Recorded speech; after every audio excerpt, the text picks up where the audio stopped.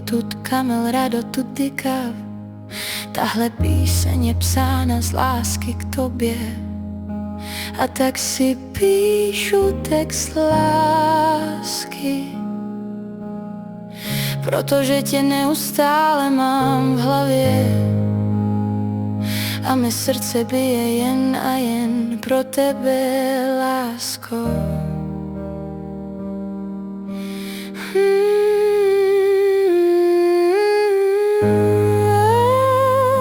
Když jsme se tenkrát potkali poprvé na letišti, hned moje srdce cítilo, že se něco děje.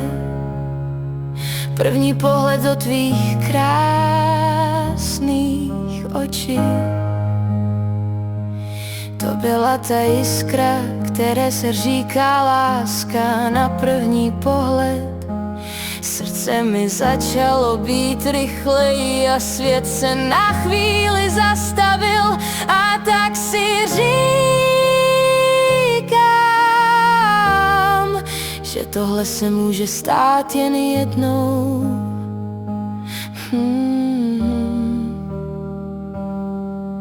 Tvá duše a ta má se potkali a vše bylo jasné beze slov. Láska je jako vůně, která se nedá popsat. Ty jsi moje nejhezčí věc, která mě potkala, a tak ti píšu text lásky z mého srdce.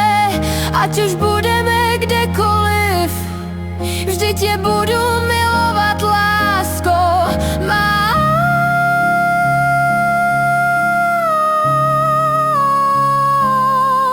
Tahle kniha je jako příběh, který nikdy neskončí, protože já tě budu milovat a za hranice smrtí ani jeden den nevynechám bez naší krásné a věrně lásky.